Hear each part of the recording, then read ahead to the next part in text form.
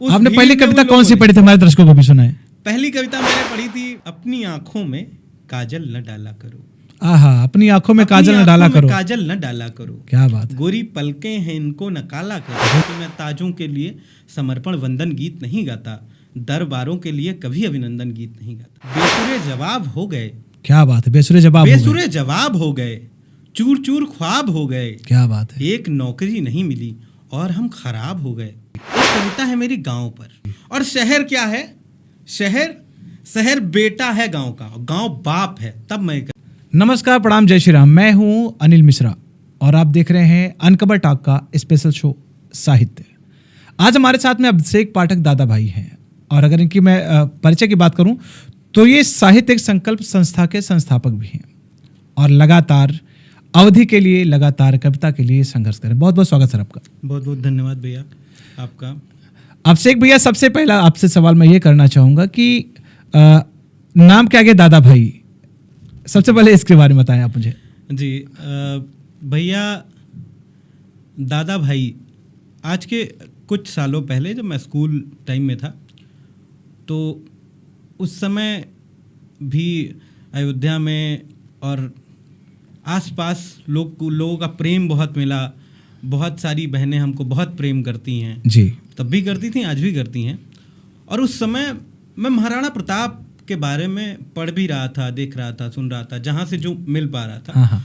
तो मुझे पता चला भैया कि महाराणा प्रताप जी को लोग दादा भाई कहते थे। उनके जो अनुज थे वो उनको दादा भाई कहते थे। तो वहाँ से मेरा एक मन हुआ कि मेरा नाम भी दादा भाई होना चाहिए। अच्छा। और पोएट्रिकल नेम में आने के बाद भी दादा भाई ही रहा, कोई परिवर्तन नहीं हुआ। क्योंकि काव्य जगत में पहुंचने के बाद भी बहुत सारे छोटे भाई, बहुत सारी प्रिय बहनें मिली जिन लोगों ने दादा दादा और फिर दादा भाई नहीं, कवियों को तो वैसे भी हर एक व्यक्ति प्रेम करता है क्योंकि जो मन टटोलने की क्षमता होती है कवियों का। किसी ने कहा भी है कि जहाँ ना पहुंचे रवि वहाँ पहुंचे कवि। तो बिल्कुल शुरुआत कहाँ से हुई कविताओं को लिखने की? वहीं जहाँ से सबकी होती है भैया। कविताओं को लिखने की जो शुरुआत हुई, पहले तो सुनना प्रारंभ हुआ और सुनना भी प्रारंभ हुआ तो ऐसे ही कोई मृगनयनी आंखें रही होंगी, मैंने देखा तो फिर आनंद आया। क्या बात है। तो हमने कहा कुछ सुना जाए। सुनते सुनते लिखना प्रारंभ हो गया और अब लिखते लिखते फिर स्कूल कॉलेजों में मंचों पे थे। कॉलेज से निकले तो कुछ सीनियरों ने हाथ पकड़ा और फिर कवि सम्मेलन की ओर ले आए। तो अभी तो कवि सम्मेलन भी चल रहा है और शुरुआत यानी कि वो फिल्मों की पंक्तियां कही जा सकती कि मैं शायर तो नहीं मगर ये हंसी जब से देखा तुझको मुझको शायरी आ गई। बिल्कुल। अच्छा अभिषेक जी, एक चीज और मैं आपसे जानना चाहूंगा कि जहां आज ये जो कविता है वो एक तरफ से विलुप्त होने के कगार पर पहुंच रही है, ऐसे में आपने इसकी एक मसाल जलाई और लोगों को इसकी तरफ आकर्षित कर रहे हैं। कितनी संभावनाएं देख रहे हैं इस फील्ड में? भैया, कविताएं विलुप्त तो नहीं होंगी। कुछ ऐसे पागल कवि आज भी हैं, बाकी तो बहुत सारे उदाहरण हैं, लेकिन कुछ ऐसे पागल कवि हैं अभी जो विलुप्त होने ही नहीं देंगे।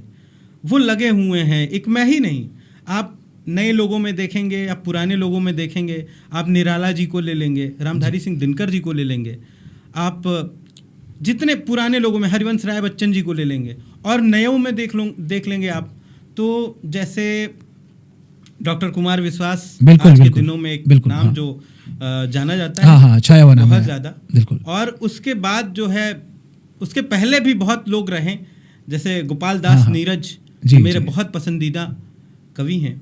और अभी हरिओम पवार जी, डॉक्टर हरिओम पवार, वो व्यक्ति जो ओज व्यंग इतनी बेहतरीन तरीके से बोलता है। नहीं, बिल्कुल, कि सरकारों को सोचना पड़ जाता है उनकी बोले गए हर एक शब्दों को सुनने के लिए, समझने के लिए, उस पर कार्य करने के लिए। आपने सरकारों की बात कही तो मैं आपसे भी जानना चाहूँगा, आज जहाँ तक मैं कवियों को देख रहा हूँ तमाम सारे ऐसे कवि हैं जो राजनीतिक पार्टियों के लिए भी लिख रहे हैं। कभी आपने इस बारे में? नहीं, मैं राजनीति से इसलिए दूर रहना चाहता हूँ क्योंकि डॉक्टर हरिओम पवार जी का नाम जैसे मैंने लिया, शुरुआती दौर में मैंने उनको बहुत सुना, तो उनकी रचनाओं में जो झलकता है वही मेरे अंदर एकदम बैठ गई अच्छा। कि राजनीति के बारे में या बोलेंगे हाँ। तो वो बोलेंगे जो सच है, नहीं तो नहीं बोलेंगे। उनकी एक कविता है कि मैं ताजों के लिए समर्पण वंदन गीत नहीं गाता, दरबारों के लिए कभी अभिनंदन गीत नहीं गाता। क्या बात है। तो वो नहीं हो पाएगा, इसलिए कविताएं मैं राजनीति के लिए नहीं लिखता हूँ कभी। अच्छा पाठक जी, आज जहाँ यूथ जो युवा है वो फिल्मी गीतों से भी आगे बढ़ गया है, वो रैप सॉन्ग सुन रहा है, ऐसे में उनको कैसे आकर्षित करेंगे हिंदी कविताओं की तरफ, अवधी कविताओं की तरफ? भैया, अवधी कविता या हिंदी कविता आप ले लीजिए, इन सभी कविताओं में किसी को आकर्षित करने के लिए किसी ढोंग ढकोसले की आवश्यकता नहीं है। आपने कहा रैप को एक बहुत सारे म्यूजिक सिस्टम और बहुत सारी चीज़ों की आवश्यकता है आकर्षित करने के लिए। बिल्कुल बिल्कुल। लेकिन जो कविताएं हैं ये आत्मा से निकलती हैं, हृदय से निकलती हैं जी। पीड़ा उत्पन्न होती है तो कविताएं निकलती हैं, तो रचनाएं निकलती हैं, अन्यथा नहीं निकलती। और जो भी चीज़ हृदय से निकली है भैया, उसके लिए किसी को आकर्षित करने की आवश्यकता नहीं है, वो खुद ही आकर्षित हो जाता है। और जितने भी आप कवि आज के डेट में ले लेंगे, एक कवि हैं हम सभी के प्रिय हैं, अग्रज हैं, और जिसे उत्तर भारत से लेकर दक्षिण भारत तक काव्य जगत का काव्य महर्षि कहा जाए अच्छा तो कम होगा जी। वो उससे ऊपर की चीज़ है। उनका नाम है ज्ञान प्रकाश आकुलदा, लखीमपुर खीरी के हैं। अच्छा अच्छा। बेहतरीन कवि जी, जिनकी प्रत्येक विधा, प्रत्येक रचना ऐसी है कि वो किसी को भी आकर्षित कर लेती है, मोहित कर लेती है।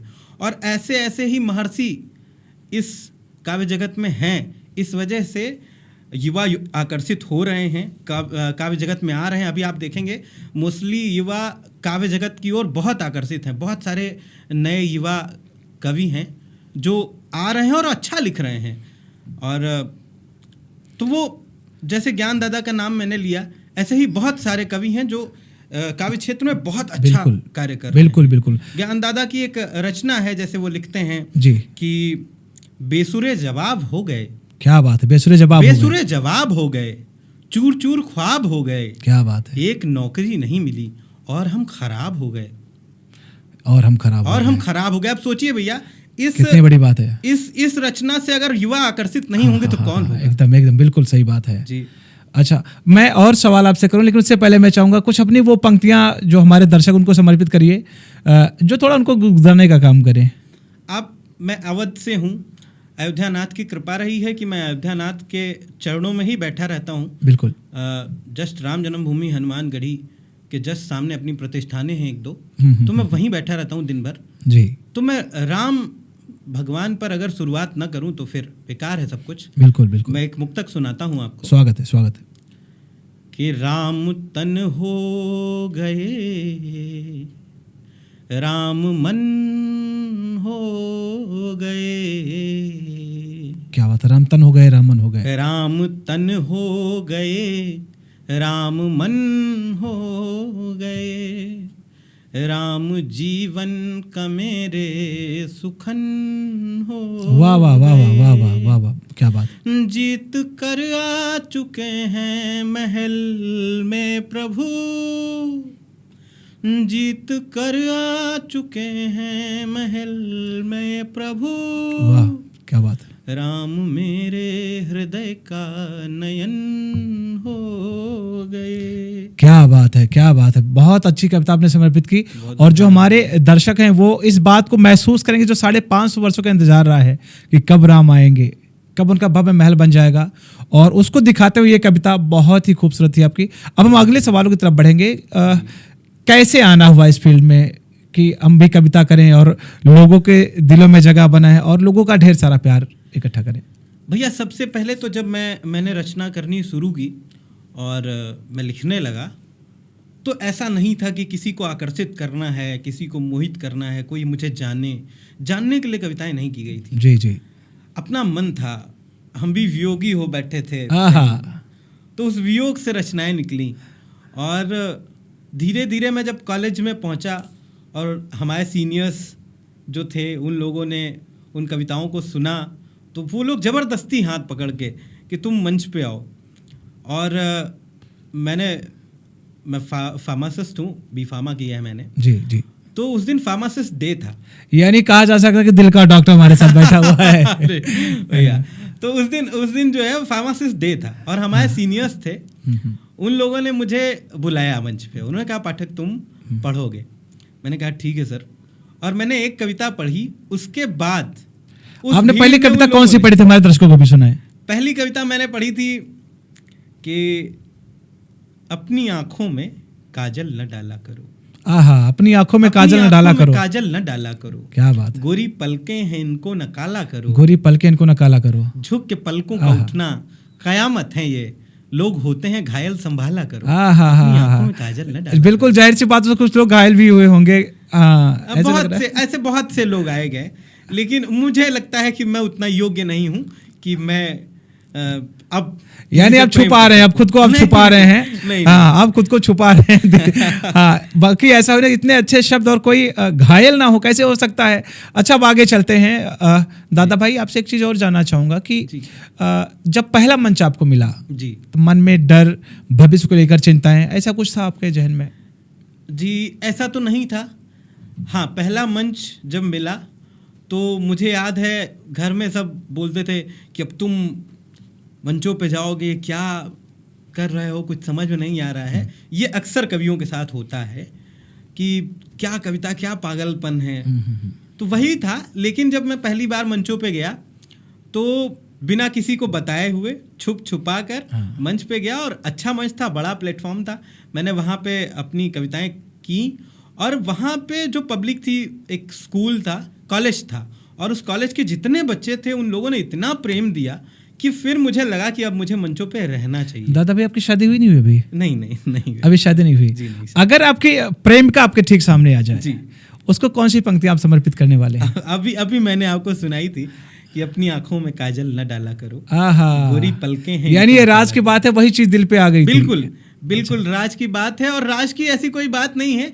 इस कविता को मुझे लगता है कि जितने मेरे मित्र होंगे उन सब ने अपनी प्रेमिकाओं को भेजा है।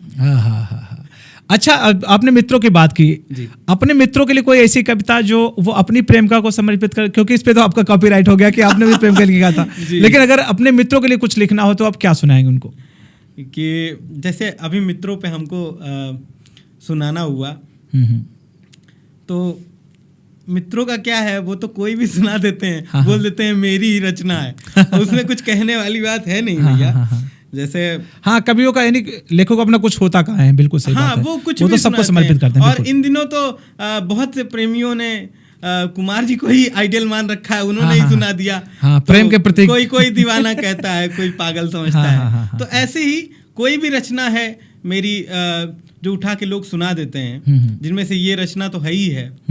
और एक है कि तेरी आंखों को मैंने कमल कह दिया, तेरी आंखों को मैंने कमल कह दिया जी, सारी दुनिया की बातों को बदल कह दिया। क्या बात है। एक सहेली तेरी नाराज है मुझसे, एक सहेली तेरी नाराज है मुझसे, तेरी नाराज है मुझसे, जाने क्यों मैंने तुझे जाने गुल बदन कह दिया। क्या बात है, क्या बात है। बिल्कुल, यानी उनका भी मामला सेट कर दिया आपने शब्दों में। अच्छा, आप तमाम सारी कविताएं लिखते हैं अभिषेक जी। अगर कविताओं की बात की जाए तो आपकी सबसे पसंदीदा कविता क्या है जो हमारे दर्शकों को आप समर्पित करना चाहेंगे? भैया, बहुत सारी कविताएं मैंने लिखी, छोटे छोटे मुक्तक लिखता हूं मैं जी। एक कविता है मेरी गांव पर। बिल्कुल सुनाइए। और ये मैंने इसलिए लिखी, मैं शहर में अयोध्या में रहता हूँ, यहाँ से कुछ दूर पे मक्षेत्र मखौड़ा धाम है, भगवान राम की उद्भव स्थली, वहाँ मेरा गाँव है। और जब मैं यहाँ से एक हफ्ते में अगर एक बार भी गांव नहीं गया तो मैं इतना विचलित हो जाता हूँ कि मुझे लगता है कि प्राण निकल जाएंगे। बिल्कुल, गांव की मिट्टी से प्रेमी ऐसा है। और गांव बुलाता है। मैं गांव पे ये कविता लिखने का कारण ये है कि गांव अपने उन बाहर गए बच्चों को बुलाता है जो अभी गांव में नहीं है, जो किसी काम से, पढ़ने लिखने और किसी चीज से गांव चले जाते हैं, गांव से बाहर चले जाते हैं, शहरों में चले जाते हैं। जी। और शहर क्या है? शहर बेटा है गांव का, गांव बाप है। तब मैं कविता, क्या बात है, शहर बेटा है गांव का, गांव बाप है, बहुत बड़ी बात। तब मैं ये कविता लिखता हूँ। बिल्कुल स्वागत है। कि छप्पर तोड़ तोड़ कर अपना महल बनाने वालों, छप्पर तोड़ तोड़ कर अपना महल बनाने वालों, कहाँ रहोगे फसल जलाकर शहर बनाने वालों। क्या बात है, क्या बात है। कि छप्पर तोड़ तोड़ कर अपना महल बनाने वालों, कहाँ रहोगे फसल जलाकर शहर बनाने वालों, अर्थ कमाने निकले थे तुम व्यर्थ कमाने वालों। अर्थ कमाने के लिए थे तुम व्यर्थ कमाने वालों। तुम व्यर्थ कमाने वालों। क्या बात। गांव की ममता भूल गए शहरों में रहने वालों। पिताजी कह के पांव छुए थे, पिताजी कह के पांव छुए थे। बहुत बड़ी बात। डैड बुलाने वालों। आहा आहा आहा, क्या वापस बात है, कब क्या तक बात है। आना है ओ गांव से जाने वालों। क्या बात है। वापस कब तक आना है ओ गांव से जाने वालों। अपनी माँ के आंचल में सिर रखकर सोने वालों। अपनी माँ के आंचल में सिर रखकर सोने वालों। क्या बात है, क्या बात है। पिता की डांट पे माँ को गले लगाकर रोने वालों। आहा आहा आहा। गर्मी की दोपहर आम के बाग में रहने वालों।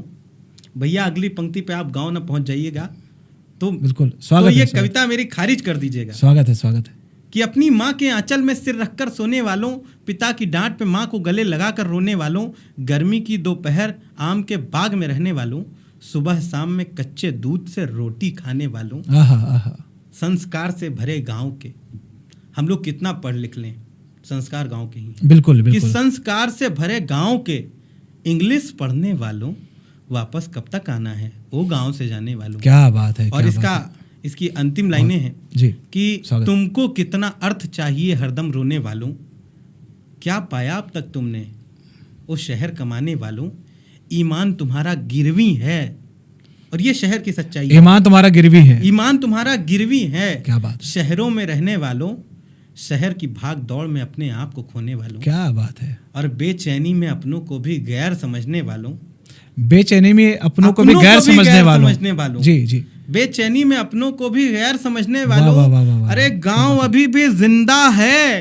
क्या बात है। क्या गांव बात अभी है। भी जिंदा है शहरों में रहने वालों। गांव अभी जिंदा, शहरों में रहने वालों। वापस कब तक आना है वो क्या गांव से बात जाने है, वालों। क्या बात है। वापस कब तक रोंगटे आना है? खड़े हो रहे हैं पाठक जी, रोंगटे खड़े हो रहे हैं। बहुत बहुत बहुत धन्यवाद। यानी दिल को छू जाने वाली कविता। यकीनन बहुत ही एक एक शब्द में अपनत्व तो भरा है, मिट्टी की खुशबू भरी है और जो हमारी संस्कृति है उसकी मिठास भरी पड़ी है। बहुत बढ़िया आपने। अब एक चीज और जानना चाहेंगे, ये अवधि जो ये भाषा है या अवधि भाषा है।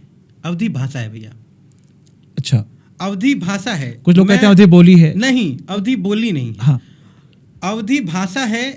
आप उसका उदाहरण लीजिए बिल्कुल। कि जब रामचरितमानस लिखी जाने लगी, बाबा तुलसी ने रामचरितमानस लिखना प्रारंभ किया तो उन्होंने अवधि में ही क्यों लिखा।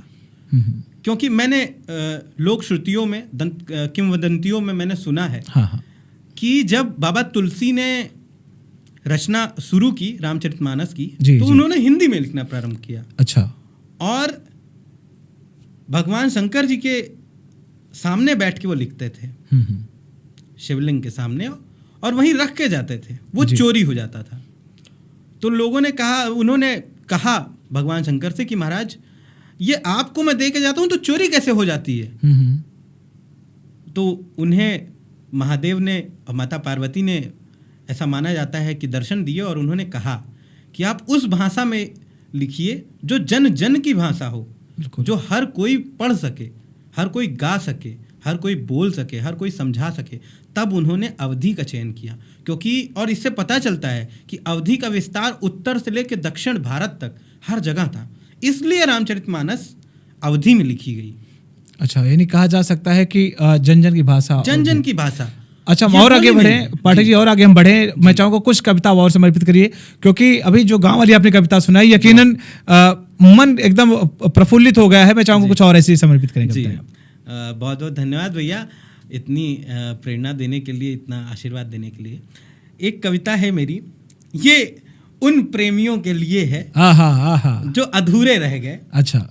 और जिनकी कहानी पूरी, वैसे किसी की पूरी नहीं होती है, सब अधूरे ही रहते हैं। क्योंकि किसी ने कहा भी प्यार का शब्द ही जब अधूरा है, अधूरा है, हाँ, तब कैसे तो पूरा कैसे होगा वो। और पूरा होता भी नहीं है, लगभग किसी का नहीं होता है भैया। नहीं, हमारे एक बहुत करीबी हैं अभिषेक भाई। वो भी अक्सर ऐसी चर्चाएं किया करते हैं। नहीं, उनका पूरा हो जाएगा। उनका पूरा हो जाएगा, क्योंकि अच्छा। जिस अभिषेक की बात आप कर रहे हैं हमारे भी मित्र हैं। अच्छा। भगा लाएंगे तो हम लोग को ही खड़ा रहना पड़ेगा, मार हम लोग भी खाएंगे उनके साथ। क्या बात है। तो जी, आप कविता सुनिए। स्वागत।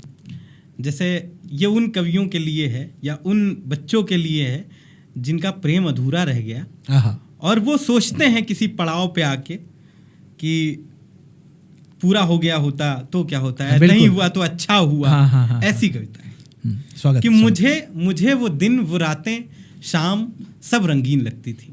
अच्छा, कि मुझे वो दिन वो रातें शाम सब रंगीन लगती थी, तेरी आंखों का काजल और लटे नागिन सी लगती क्या थी। बात है, क्या बात है। कि मुझे वो दिन वो रातें शाम सब रंगीन लगती थी, तेरी आंखों का काजल और लटें नागिन सी लगती थी, तुम्हारे चाहतों का दौर भी कुछ इस तरह से था, तुम्हारे चाहतों का दौर भी कुछ इस तरह से था। दौर भी कुछ इस तरह से था, तू मुझको देखती थी और मुझे पागल सी लगती थी। हा।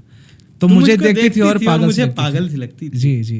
वो रास्ते में हर रोज तेरे साथ में चलना, वो रास्ते में हर रोज तेरे साथ वो में रास्ते चलना। में हर रोज तेरे साथ में चलना, मुझे तेरी हंसी पे हंस के रोना, रो के हंस लेना, क्या तेरे बात है। इश्क के एहसास में कितनों को पीटा था। दादा भाई तेरे का एक इश्क नाम- के एहसास में कितनों को पीटा कितनों था। को जिद्दी पीटा था। आशिक है भाई, हाँ, जिद्दी आशिक। क्या बात है। दादा भाई नाम का एक कारण ये भी है आहा कि तेरे इश्क के एहसास में कितनों को पीटा था, कितनों से हुए झगड़े, कितनों को घसीटा था, आहा। दिन था कभी वो भी तुझे घर तक ले जाते थे।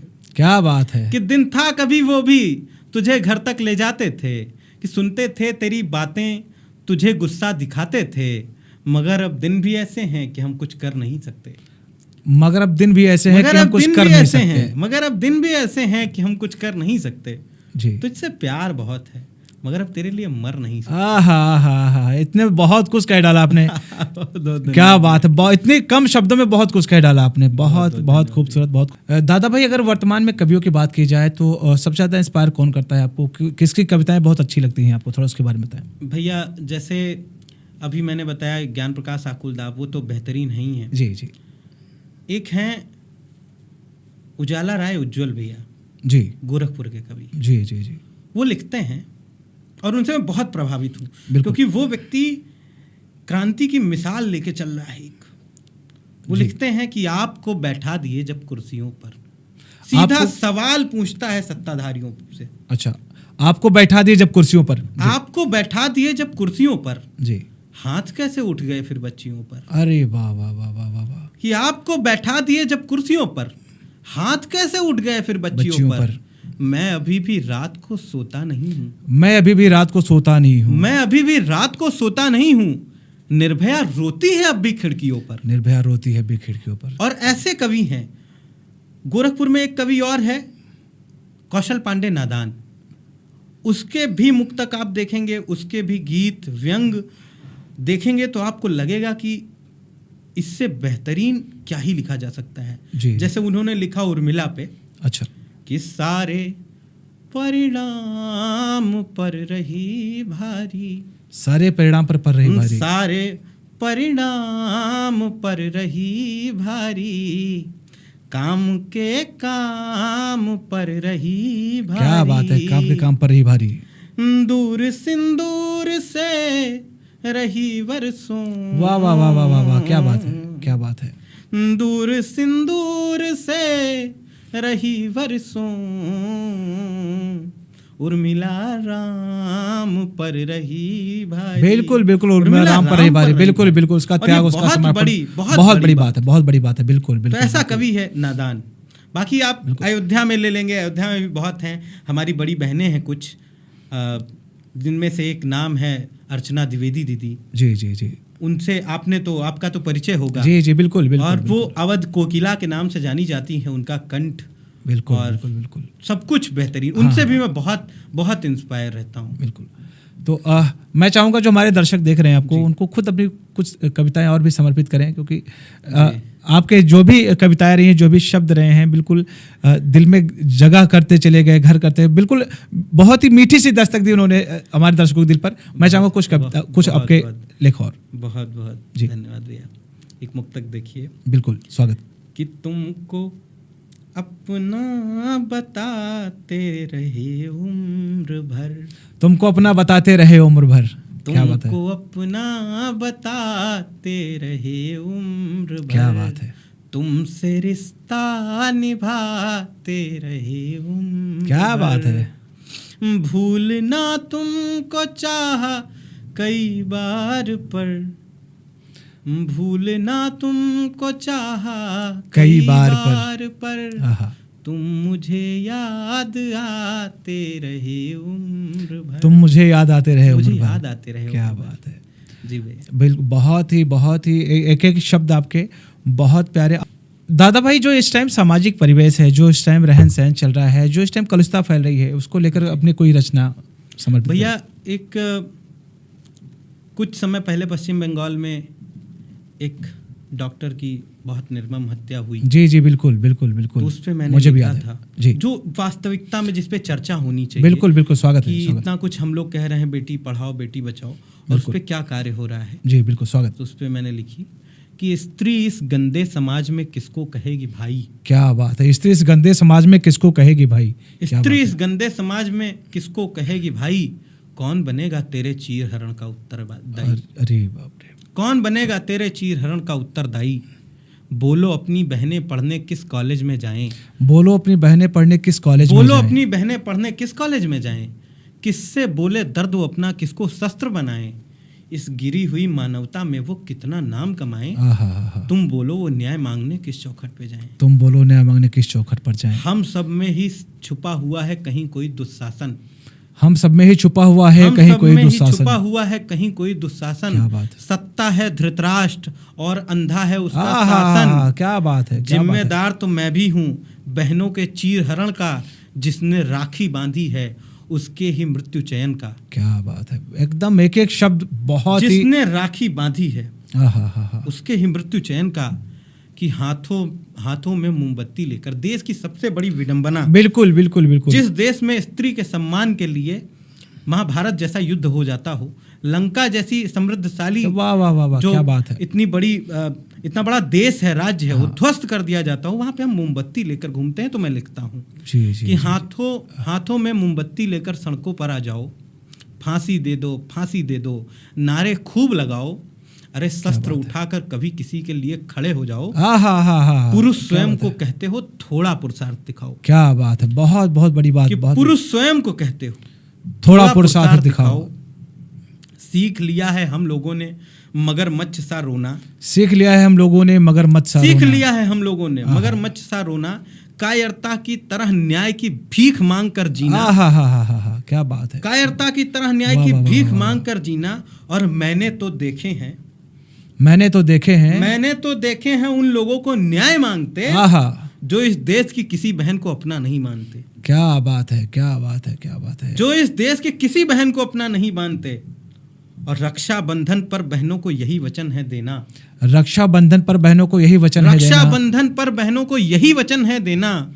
अगर कोई घूरे तुमको तुम मुझे याद कर लेना। क्या बात है। जब तक दादा जीवित है तुम पर आंच नहीं आएगी। जब तक दादा जीवित है तुम पर आंच नहीं आएगी। जब तक दादा जीवित है तुम पर आंच नहीं आएगी। दुनिया की कोई ताकत तुझसे जीत नहीं पाएगी। और मैं भी तेरा दोषी हूँ और दोषी है हर भाई। कौन बनेगा तेरे चीर हरण का उत्तरदायी। कौन बनेगा तेरे चीर हरण का उत्तरदायी। क्या बात है। क्या बात है। बहुत बहुत खूबसूरत पंक्तियां, बहुत खूबसूरत पंक्तियां, एकदम दिल को झकझोर के रख दी। मैं चाहूंगा कि जो ये सिलसिला शुरू हुआ है, मैं चाहूंगा एक दो पंक्तियां अपनी आप और समर्पित करिए, क्योंकि जो मेरी प्यास है वो और ज्यादा बढ़ती जा रही है। तो मैं चाहूंगा जो हमारे दर्शक देख रहे हैं आपको, उनके लिए भी कुछ और, क्योंकि जो ये सिलसिला शुरू हुआ है कुछ और एक और है। बिल्कुल। जैसे लोग कहते हैं कि जात आती है, हम लोग अगर कोई प्रेम करता है तो उसमें और बहुत सारी विडंबनाएं आती हैं। बहुत सारी चीजें। और उसमें तो जो धोखाधड़ी वाला प्रेम कर रहे हैं उनके लिए तो बहुत अच्छी बात है। लेकिन जो सच्चा प्रेम कर रहे हैं उनके लिए क्या विडंबनाएं हैं। जी जी। तो मैं लिखता हूँ। बिल्कुल, स्वागत। कि जो प्यार मोहब्बत करने वाले होते हैं, जैसे अपने अभिषेक भाई हैं, उनके लिए कि जो प्यार मोहब्बत करने वाले होते हैं उन पर जंजीरों के फंदे होते हैं। उन पर जंजीरों के फंदे होते हैं। जो प्यार मोहब्बत करने वाले होते हैं उन पर जंजीरों के फंदे होते हैं। जो रहते हैं दुनिया के बाजारों में। जो रहते हैं दुनिया के बाजारों में वही लोग तो अंधे बहरे होते हैं। जो रहते हैं दुनिया के बाजारों में वही लोग तो अंधे बहरे होते हैं। जो लोग समझते हैं सबके जज्बातों को। वही लोग तो सबसे ज्यादा रोते हैं। क्या बात है। जो कहते थे हरदम साथ रहेंगे हम, जो कहते थे हरदम साथ रहेंगे हम, साथ रहेंगे हम, हम्म। वही लोग एक दूजे को खो देते हैं। आहा, और तुझसे बिछड़कर बात समझ आई मुझको, तुझसे बिछड़कर बात समझ आई मुझको, तुझसे बिछड़कर बात समझ आई मुझको, ये सारे आशिक पागल कैसे होते हैं। आहा। तो हमारे अभिषेक भाई भी एक बहुत अच्छी कविता लिखे थे वो, कि तुम्हारी याद में ऐसे मैंने खाई दवाई, तुम्हारी याद में ऐसी मैंने खाई दवाई, कि वो जालिम नहीं आई तो फिर नहीं आई, फिर नहीं आई। वाह वाह वाह वाह। अच्छा हाँ, एक इस टाइम सबसे महत्वपूर्ण बात मैं जानना चाहूंगा जी। तमाम तरह के आयोजन होते हैं जी, सेलिब्रिटियों को बुलाया जाता है, जी। कवियों को बुलाया जाता है, जी। देखा जाता है अक्सर कि उपेक्षा होती है कवियों की। जी। मैंने इसको बहुत करीब से देखा है। कभी चाहे उसका पारिश्रमिक देने की बात हो, या जो क्षेत्रीय कार्यक्रम होते हैं वहाँ पर उन क्षेत्रीय कलाकारों को मंचों से दूर रखना हो, बाहर से कलाकारों को बुला लेना और क्षेत्रीय कलाकारों की उपेक्षा करना, ये कैसे देखते हैं आप? भैया, ये काव्य जगत की बहुत बड़ी विडंबना है कि इस समय जो आयोजक हैं वो किसी फिल्म स्टार को बुलाएंगे अपने कार्यक्रमों में, या किसी अन्य क्षेत्र से लोगों को बुलाएंगे, हाँ। तो उनका पेमेंट जितना है उससे अधिक हो सकता है, कम नहीं हो सकता। हाँ। लेकिन कवियों को अगर बुलाएंगे तो वो उनका मानदेय देने से बहुत कतराते हैं। आप ये मानिए कि अगर किसी कवि का पेमेंट 20,000 है, तो जब वो आएगा मंचों पर परफॉर्म करेगा और जाने लगेगा, तो उसका लिफाफा छोटा हो जाएगा या आधा हो जाएगा। अच्छा, ऐसा हो जाता है भैया। और जो क्षेत्रीय कवियों की बात आपने की, क्षेत्रीय कवियों की स्थिति इस तरह से हो गई है कि जो अच्छा लिखने वाले हैं, हाँ, वो चाटुकारिता नहीं करेंगे, वो मंच मांगेंगे नहीं, क्योंकि वो अच्छा लिख रहे हैं। बिल्कुल सही बात, उनको पता है कि मेरी कलम में धार है। बिल्कुल सही बात है। तो वो मांगेंगे नहीं, और जो आयोजक हैं वो बिना मांगे उनको मंच देंगे नहीं। आप अयोध्या की बात कर लीजिए। यानी कहा जा सकता कि चापलूसी पूरी तरह से हावी है, पूरी तरह से हावी है। आप अयोध्या की बात कर लीजिए, यहाँ पे जितने साहित्यिक अनुष्ठान होते हैं जी, उसमें जितने योग्य कवियों को बुलाया जाना होता है जी, उनको बहुत कम बुलाया जाता है, बहुत कम बुलाया। और जो लोग हैं कि ऐसे ही किसी तरह से बन गए, कहीं के हैं, उनको इधर से चोरी कर लिया, उधर से चोरी कर लिया। हाँ। उनको, और चोरी का सिलसिला तो बहुत अनोखा हो गया है। हाँ। आए दिन आप देखेंगे जितने अभी लोग निकल रहे हैं, वो सब लगभग समझ लीजिए कि इधर का शब्द उधर किए, चोरी हो गई। हाँ। इधर का शब्द उधर किए, यहाँ घुमाए वहां घुमाए, चोरी हो गई। एज इट इज रहता है, शब्दों का हेर फेर कर दिए, चोरी हो गई। ऐसे लोग आ रहे हैं, और वो लोग भैया भैया भैया भैया किए रहेंगे। उनके पास मंच है, वो मंच करेंगे, और जो अच्छी रचनाएं रखते हैं, अच्छी विधाओं पर चापलूसी हावी हो बहुत बहुत बहुत ज्यादा भैया। काव्य का जैसे हमारी संस्था है साहित्यिक संकल्प, बिल्कुल, ये संस्था बनाने की आवश्यकता मुझे क्यों पड़ी भैया जी? मैं ये संस्था इसलिए बनाना चाहा मैंने, और बनाया इस संस्था को, क्योंकि मैंने देखा लोग अच्छे कलाकारों को ना मंच दे रहे हैं, ना अच्छा पेमेंट दे रहे हैं। मैंने देखा लोग कहते हैं कि कवि कुंभ करवाते हैं, हाँ। और उसमें कवियों से फीस ली जाती है। लिखा रहेगा विराट कवि सम्मेलन। हाँ, विराट कवि सम्मेलन, 51 कवियों का कवि सम्मेलन, जबकि सच्चाई कुंभ महाकुंभ। हाँ। और उसकी सच्चाई ये है कि उन्हीं कवियों से पैसा लेकर के उनसे परफॉर्म करवाया जाता है, और उसकी व्यवस्था भी अच्छी नहीं होती है। बस ये है कि हमने तुमको मंच दे दिया, बस खाता पूर्ति। और ये अयोध्या में तो पता नहीं क्यों ज्यादा प्रचलित होता जा रहा है। अच्छा, यानी ये कहा जा सकता है कि ये बवासीर का रोग दर्द सबको है, पर कोई कह नहीं रहा है, कोई दिखा नहीं रहा है। मैंने साहित्यिक संकल्प जब शुरू किया, तो आज के 1.5 साल पहले, और हमने शुरू किया, ये संस्था हमने बनाई, हमने इस पे काम शुरू किया। हम लोग बहुत ऐसी बड़ा कवि सम्मेलन नहीं करते हैं या करवा पाते हैं साल भर में, लेकिन अभी तक 1.5 साल हुए। 1.5 साल में मैंने 2 कवि सम्मेलन करवाए हैं। बाकी गोष्ठियां तो हमारी होती रहती हैं, लगभग हर महीने में होती है, लेकिन 2 कवि सम्मेलन मैंने करवाए। अच्छा। एक तो दूसरे क्षेत्र में था, अच्छा, और मतलब दूसरे जिले में था। जी। एक अयोध्या में मेरी संस्था ने एक प्लेटफॉर्म तैयार किया है, वो हमारे संस्था के वार्षिकोत्सव के दिन प्रतिवर्ष होगा। ये मेरा प्रण है। जब तक अभिषेक पाठक जीवित है, अरे बहुत बढ़िया, तब तक अवध प्रभा नामक कार्यक्रम होता रहेगा प्रतिवर्ष। अच्छा। और उसमें मैं 2 फेज में करवाता हूँ जी। सुबह में 2 घंटे में कुछ जो नए कलमकार हैं, अच्छा लिख रहे हैं, हाँ हाँ हाँ हाँ, उनको, युवा कवि जो हैं, उनको मंच देता हूँ 2 घंटे, वो मंचों पे रहते हैं जी। और जो आसपास के हैं 2-4-6 जिलों से। और एक उसके बाद दूसरे सेशन में हमारे जो वरिष्ठ कवि हैं, देश के जितने बड़े कवि हैं, हाँ, अमुक कवि हैं, अपने क्षेत्र के अयोध्या के जितने कवि हैं, हाँ, ठीक ठाक अच्छा लिख रहे हैं, उनको मैं आमंत्रित करता हूँ। अच्छा। और मैंने सोचा है कि अगर अयोध्यानाथ ने चाहा तो इस पे कभी इस संस्था में मैं अगर किसी को भी बुलाऊंगा जी, तो उसमें मेरा ये है कि फ्री वाला काम नहीं रहेगा, उसमें मानदेय होगा, और जितना मानदेय तय किया जाएगा, हो सकेगा, जितना तय किया जाएगा उतना दे के बुलाया जाएगा। बिल्कुल, बिल्कुल। ये काम नहीं है। और मैं चाहता हूं कि नए कवियों को चाहे उनको जो मैं मोमेंटो दे रहा हूं वो नहीं दूंगा, लेकिन मानदेय जरूर दूंगा। क्योंकि जो नए कवि होते हैं भैया, वो जब घर से निकलते हैं तो किराया खर्चा करके वो आते हैं, एक उम्मीद होती है, एक उम्मीद रहती है कि हम अच्छा प्लेटफॉर्म पाएंगे, और उनके घर वाले उनको डांटते हैं, तब उनका हौसला भी बढ़ता है। जब उनको और जब उनको आप पुरस्कृत नहीं करेंगे, उनको मानदेय नहीं देंगे, तो क्यों आएगा? आप एक बार आएगा, 2 बार आएगा, तीसरी बार जब वो घर पे बोलेगा किराया दे दो, हमको जाना है कवि सम्मेलन करवाने या करने, तो वो उनके घर वाले कहेंगे कि क्या मिलता है तुमको, घर वाले डांट कर उसको शांत कर देंगे, वो कविता नहीं कर पाएगा। इसलिए नए बच्चों को बढ़ावा देना हमारी संस्था का जो है पहला लक्ष्य है। दादा भाई, आपसे आखिरी सवाल लूंगा मैं जी। अवधि के लिए, जैसे आपने बताया कि अवधि क्या है आपके लिए? अवधि हमारी माँ है, अवधि हमारी माँ है भैया। अवधि के लिए कार्य करने की आवश्यकता है और बहुत है। इसमें कठिनाई भी बहुत है और सरलता भी बहुत है। कठिनाई इसलिए है कि अगर आप अपनी बात सही से नहीं रख पा रहे हैं, जैसे भैया हम यह बात अभी तक आपसे बात करत रहें हिंदी में, बिल्कुल, अब हम अवधि में बात करी थे, बिल्कुल बिल्कुल। तो अगर हम अपन बात आप तक नहीं पहुंचा पाई कि अवधि का होए, अवधि कितनी अच्छी लागत है अवधि का, तो समझना बहुत कठिन है, बहुत कठिन है। लेकिन अवधि का अगर सरल बनाए के लोगन तक पहुंचावा जाए तो ओके एक के माध्यम है कि अवधि हमार महतारी हो, जोन सच्चाई है। अवध क्षेत्र में अगर अवधि ना बोली जाए तो कहाँ बोली जाए? हम काहे शर्माई अवधि बोले करतीन?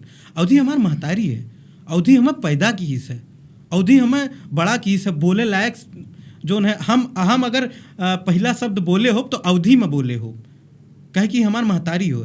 तो जौने दिन यूथ ई समझ जाए कि अवधि हमार माई हो, और हम सबका अपन महतारी मानी थे, सबका मानी थे, हर भाषा का मानी थे, लेकिन अवधि हमार सग महतारी हो, अवधि पैदा किए है हमें, तो ओकरे लिए तो एक विशेष आसन हमरे लिए हरदम रहे। बिल्कुल, बिल्कुल। तो जिस दिन यूथ ये समझ जाएगा कि अवधि हमारी माँ है, उस दिन अवधि को कहीं ये नहीं होगा कि भटकना है, उसमें बहुत परेशानी, कोई परेशानी नहीं है। अवधि अवधि है, अवधि भाषा है, अवधि बहुत समृद्धशाली है। तो हमारे साथ है दादा भाई अभिषेक पाठक दादा भाई, जिन्होंने अवधि को लेकर चिंतन भी किया कि और तो माँ हो सकती हैं, लेकिन जो सगी माँ होती है वो सगी माँ होती है, और अवधि जो है, अवधि भाषा जो है वो सगी माँ है। उससे जो प्रेम है, उससे जो लाड है, उससे जो स्नेह है, जो हमें बचपन से मिलता चला आया है, वो हम हमेशा पाना चाहेंगे, और ये कोशिश करेंगे कि जो उसके आंचल की छाया है वो पूरे देश ही नहीं पूरे विश्व में फैले। तमाम सारी कविताओं से उन्होंने आप सभी को एंटरटेन किया।